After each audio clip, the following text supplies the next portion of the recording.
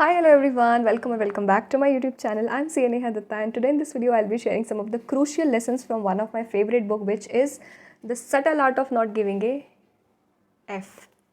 Okay so इस book एक ये बहुत ही प्रैक्टिकल बुक है और इसमें बहुत सारी चीज़ें एज एग्ज़ाम्स आर अप्रोचिंग। तो हर दूसरा क्वेश्चन आजकल क्या होता है कि मैम बहुत ज़्यादा वरी हो रही है, मैम बहुत ज़्यादा स्ट्रेस हो रही है, एग्ज़ाम्स आ रहे हैं तो हम क्या करें इसके लिए। To which I want to say one thing कि एग्ज़ाम्स क्या है। एग्ज़ाम्स ना एक अनसर्टेन चीज़ है, फ्यूचर एक अनसर्टेन चीज़ है और हमारे ब्रेन को आदत है कि वो हमें अनसर्टेन इवेंट से बचाना चाहता है, क्योंकि कोई ऐसी चीज़ ना हो कि वो बहुत ज़्यादा हमें नुकसान कर दे, हार्म कर दे। तो हमारा दिमाग हमेशा हमें अनसर्टेन चीज़ों से बचाने की कोशिश करता है। तो वो बचाने के लिए वो वरी, फियर, डर वाली फीलिंग हमारे अंदर आती है कि पता नहीं आगे जाके क्या होगा। Okay right. तो एग्ज़ाम के लिए डरना, थोड़ी घबराहट होना, थोड़ी वरी होना, थोड़ा सा स्ट्रेस होना, ये बहुत नॉर्मल बात है। ये सबको ऐसा होता है। पर हम सोचें कि हमको बिल्कुल ही चिंता ना हो एग्ज़ाम की, हमको बिल्कुल ही स्ट्रेस ना हो। तो ऐसा करके हम जो हमारे नॉर्मल इमोशंस हैं हम उसको दबाना चाह रहे हैं, हम उसको सप्रेस करना चाह रहे हैं। एंड ये बुक कहती है, इसका पहला चैप्टर में ये लाइन है कि always wanting to have positive experience in life is in itself a negative experience. क्योंकि हमारे अंदर दोनों तरह के इमोशन हैं, नेगेटिव भी इमोशन है और पॉजिटिव भी इमोशन है। नेगेटिव इमोशन है तो हमें उसको सप्रेस नहीं करना चाहिए। Allow yourself to feel that emotion. अब एक बात बताइए, अगर कोई टॉपर होता है या किसी की ऑल इंडिया रैंक आती है तो आपको क्या लगता है कि उसको डर नहीं लगता? उसको भी डर लगता है। पर एक चीज़ होती है कि उसके अंदर का जो डर होता है ना, उसके अंदर का कॉन्फिडेंस ज़्यादा होता है और वो उस कॉन्फिडेंस इतना ज़्यादा होता है, सेल्फ कॉन्फिडेंस, कि वो उसके डर को दबा देता है। और वो कॉन्फिडेंस उसको कहाँ से आया? किसी ऑल इंडिया रैंकर को या किसी टॉपर को अपने एक्शन से। उसको भी डर लगता है, उसको भी लगता है कि पता नहीं मेरा रिजल्ट कैसा आएगा या पता नहीं एग्ज़ाम कैसा आएगा, पर उसको ये पता है कि मैंने गिवन टाइम में अपना बेस्ट दिया था, मैं जो कर सकता था या कर सकती थी मैंने किया था। अब आगे जो भी रिजल्ट होगा वो देखा जाएगा। मुझे अपनी पढ़ाई पर इतना तो भरोसा है कि मैंने अच्छा पढ़ा है।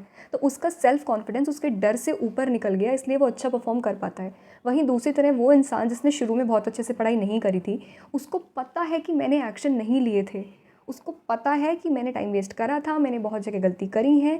तो अब इसलिए उस चीज़ को डर हो रहा है, उसके में भी डर है अंदर, पर उसका सेल्फ कॉन्फिडेंस ऊपर नहीं हो पा रहा कि वो डर को कम कर दे, क्योंकि उसने सेल्फ कॉन्फिडेंस आया होगा एक्शन से और उसने एक्शन ही कम लिए हैं। तो ये प्रॉब्लम होती है कि कोई डर को अपने ऊपर हावी करके परफॉर्म ही नहीं कर पाता, और किसी का अगर थोड़ा बहुत डर होता है तो उसके एक्शन और उसका सेल्फ कॉन्फिडेंस इतना ज़्यादा होता है कि वो उसके डर को कम कर देता है। तो इसलिए आप डर, एंजाइटी, वरी को हटाने की जगह एक्शन लीजिए अभी, ताकि एग्ज़ाम से एक दिन पहले आपको पता हो कि मैं गिवन टाइम में जो भी कर सकता था मैंने किया।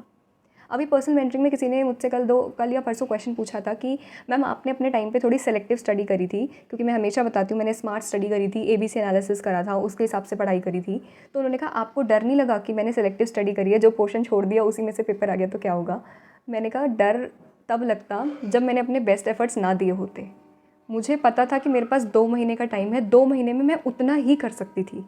ये मैं बहुत अच्छे से जानती थी कि मैंने अपना बेस्ट दिया है, जितना भी 2 महीने में मैं कर सकती थी। मैं एक्स्ट्रा सो नहीं रही, मैं कहीं जा नहीं रही, मैं यूट्यूब पे टाइम वेस्ट नहीं कर रही। तो मैं जब सब कुछ सही कर रही हूँ तो उतने टाइम में मैं उतने ही एफर्ट्स डाल सकती थी। तो ये मुझे पता था, इसलिए वो चीज़ मेरे डर को उस चीज़ ने कम करा कि मुझे पता था कि मुझे, क्योंकि जब रिज़ल्ट आता है और जब हम फेल होते हैं ना, तो हमें रिज़ल्ट इतना दुःख नहीं देता जितना उसके पीछे का रिग्रेट देता है कि काश मैंने अच्छी पढ़ाई कर ली होती। तो इसलिए खुद को उस काश वाली सिचुएशन में फॉल मत करने दो, अभी से आप एक्शन लो। दूसरा पॉइंट इस बुक में क्या लिखा है कि हमें हमेशा लगता है कि चेन ऐसे चलती है कि पहले हमें इंस्पिरेशन आता है, फिर मोटिवेशन आता है, फिर हम एक्शन लेते हैं, विच इज़ कम्प्लीटली रॉन्ग। ऐसा मैंने आपको कल वीडियो में भी बताया था कि आप प्लीज़ एक्शन लीजिए। हम कभी भी इंतज़ार नहीं कर सकते कि हमें एक दिन मोटिवेशन आएगा तब हम काम करेंगे। द सीक्वेंस गोज़ लाइक कि हम पहले खुद को फोर्स करके एक एक्शन लेते हैं। एक्शन लेते हैं तो हमें लगता है कि इतना टिपिकल टास्क भी नहीं है, हो जाएगा हमसे। एक इंस्पिरेशन आती है हमको कि हमने अभी भी तो करा, आगे भी हो जाएगा।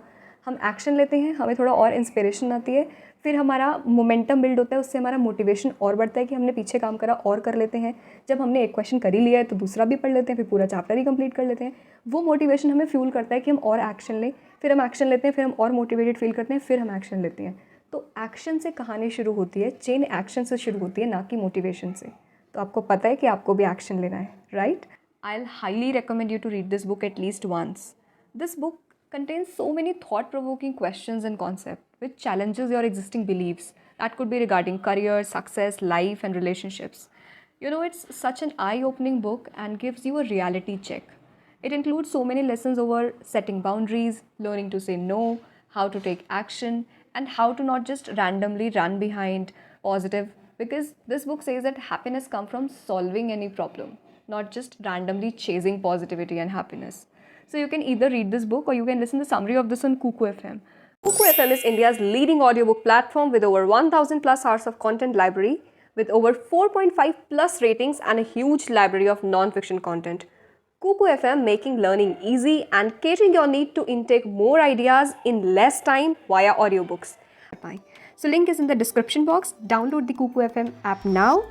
By using code NEHA50, first 250 users can grab the exclusive 50% discount on the subscription price. So grab the offer now. Third thing इसमें क्या कही है कि हम हमेशा ब्लेम गेम खेलते रहते हैं, इसलिए हम बहुत बार लाइफ में सक्सीड नहीं हो पाते. आई नो कि कोई पास होता है तो बहुत सारे फैक्टर्स होते हैं उसके पीछे, और कोई फेल होता है तो उसके पीछे बहुत सारे फैक्टर्स होते हैं. दो लोगों की सिचुएशन सेम नहीं होती है, पर उसी सेम सिचुएशन में कई बार लोग बहुत अच्छा कर जाते हैं और कुछ लोग सिर्फ ब्लेम करते रह जाते हैं. जो रिज़ल्ट होगा बाद में वो तो बाद की बात है ना. अभी आपको ये पता होना चाहिए कि अगर मैं नहीं पढ़ रही तो इस चीज़ के लिए मैं रिस्पॉन्सिबल हूँ, तो अपने रिजल्ट के लिए मैं रिस्पॉन्सिबल हूँगी. मैंने एक पेपर पे रिजल्ट से पहले मतलब I used to write poetry and quotation, तो मैंने एक पोइट्री लिखी थी. कुछ इसकी लाइंस मुझे एग्जैक्टली याद नहीं है. वो समथिंग लाइक कि अगर मैं नींद आने पर सो गई जाके और एक्स्ट्रा एफर्ट नहीं डाले तो फेल होने पर रोने का मुझे कोई हक नहीं है. अगर वो बुक का चैप्टर का आखिरी सा क्वेश्चन मैंने सिर्फ बड़ा समझ के उसको छोड़ दिया था तो मुझे फेल होने पे रोने का कोई हक नहीं है. अगर मैंने काम करने की बजाय रिज़ल्ट क्या होगा ये सोचकर टाइम ख़राब करा था तो मुझे फेल होने पे रोने का कोई हक नहीं है. तो मुझे डिज़र्विंग बनना है ना अपनी सक्सेस के लिए. अगर मैं पास होना चाहती हूँ तो आई शुड बी समवन जो कि डिज़र्व करता है पास होना. बहुत बार हम बोलते हैं, मुझे कमेंट सेक्शन में कल भी किसी ने बोला था कि मैम मैंने सब कुछ किया, मैंने सारा लॉ ऑफ अट्रैक्शन लगाया, मुझ पर कुछ काम नहीं करा, मैं तो फिर भी फेल हो गई.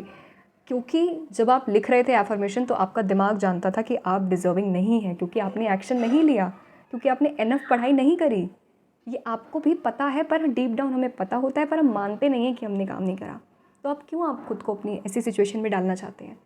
तो आप अभी at this very moment you are watching this video, tell yourself कि I am the one responsible. अगर मैं पास हुई तो वो मेरी मेहनत होगी, और अगर मैं नहीं हो पाई तो वो मेरी गलती होगी कि मैंने पढ़ाई नहीं करी थी.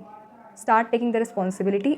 ऐसे फ़र्क नज़र आने लगता है लाइफ में जब पता होता है कि कोई और रिस्पॉन्सिबल नहीं है जो मेरी लाइफ में हो, उसके लिए पूरी तरह से मेरी जिम्मेदारी है.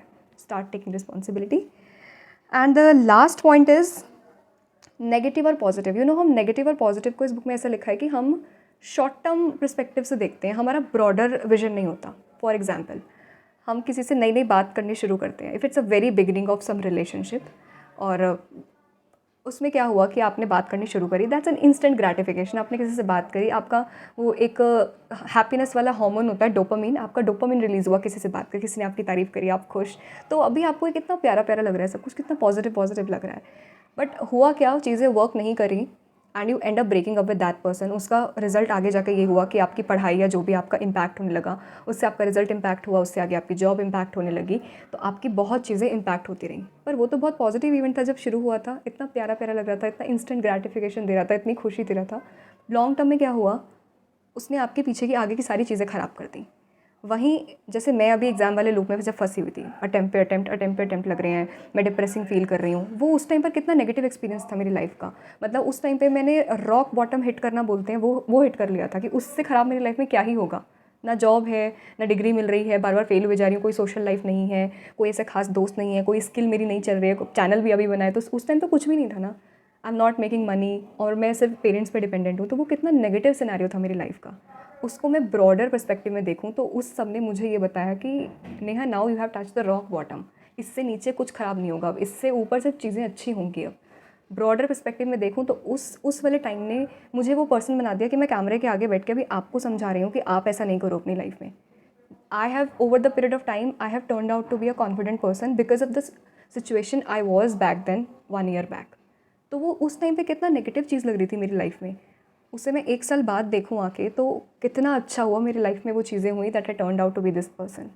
तो हम नेगेटिव और पॉजिटिव बहुत छोटे पर्सपेक्टिव से देखते हैं. आप ब्रॉडर में देखो तो जब कोई सिचुएशन नेगेटिव लग रही होती है ना, उसे 1 साल बाद देखो एंड यू फील ग्रेटफुल कि थैंक गॉड वो वैसा हुआ, मैं ऐसी हो गई, मैं अच्छे के लिए चेंज हो गई. तो नेगेटिव और पॉजिटिव को अभी टेम्पररी मत देखो, ब्रॉडर पर्सपेक्टिव से देखो, things will turn out your way. So I hope this video will sure help you out in some or other way.